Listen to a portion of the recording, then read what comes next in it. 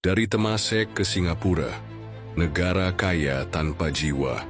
Singapura negara maju. Tapi apa yang dikorbankan? Dari tanah Melayu menjadi kota tanpa jiwa. Bagaimana suku asli yang dulu mayoritas kini hanya tersisa 13%? Tahun 1300-an Temasek sebagai kota pelabuhan Melayu. Sebelumnya Singapura bernama Temasek, sebuah kota pelabuhan makmur di bawah Kesultanan Johor. Orang Melayu hidup dari laut dan perdagangan. Mereka mengendalikan jalur rempah-rempah, menjadi tuan di tanah sendiri. 1819, Inggris datang. Saat Inggris yang dipimpin Sir Stamford Raffles datang, mereka tidak menaklukkan dengan perang. Mereka menggunakan uang dan diplomasi untuk mengambil kendali dari Kesultanan Johor. Tanah Singapura berkembang pesat, tapi perlahan, siapa yang memegang kendali? Bukan lagi orang Melayu. Sultan Johor hanya jadi simbol. Inggris yang mengatur. Pelabuhan dan ekonomi. Perlahan orang Melayu tersingkir dari perdagangan. 1867, Singapura jadi koloni Inggris sepenuhnya. Inggris membawa pekerja dari Cina dan India. Mereka diberi akses ekonomi lebih besar daripada orang Melayu. Tanah-tanah Melayu dibeli atau diambil. Identitas Melayu mulai melemah, minoritas di tanah sendiri.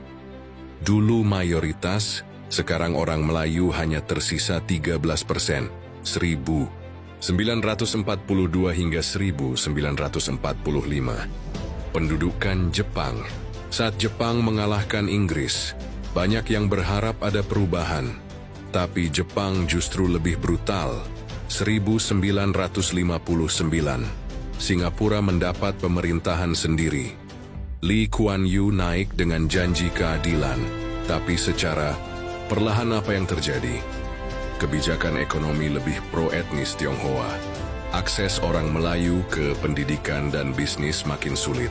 Bahasa Melayu mulai terpinggirkan di Singapura. 1963, Singapura gabung dengan Malaysia, membentuk federasi dan konflik dimulai.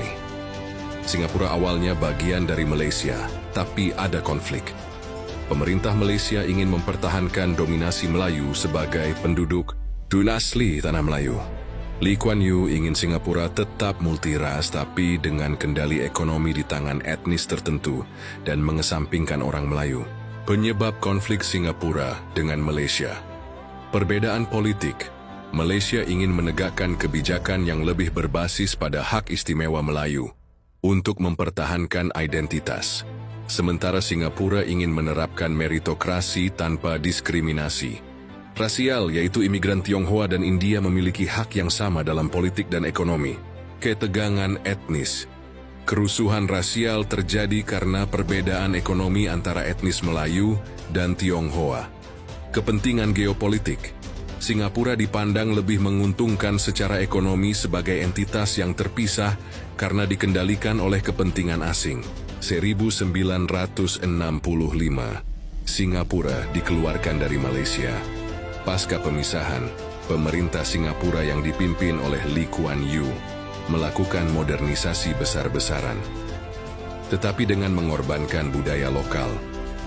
Bahasa Inggris dijadikan bahasa utama, sementara bahasa Melayu hanya dipertahankan secara simbolis sebagai bahasa nasional.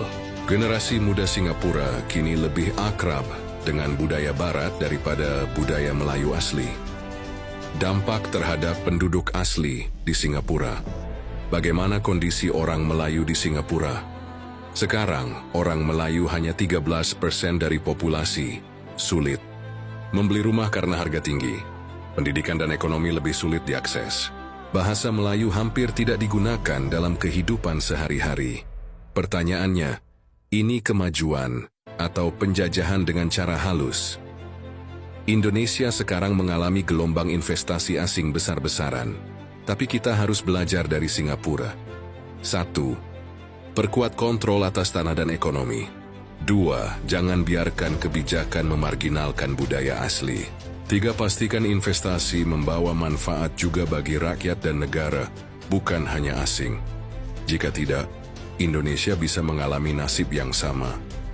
Singapura kaya, modern, Tapi bagi orang Melayu, ini bukan lagi rumah. Mafia manapun saya tidak takut. Apalagi ada Kapolri sama Panglima TNI. Masa kita takut? Apakah kita ingin Indonesia mengalami hal yang sama? Tulis pendapatmu di komentar.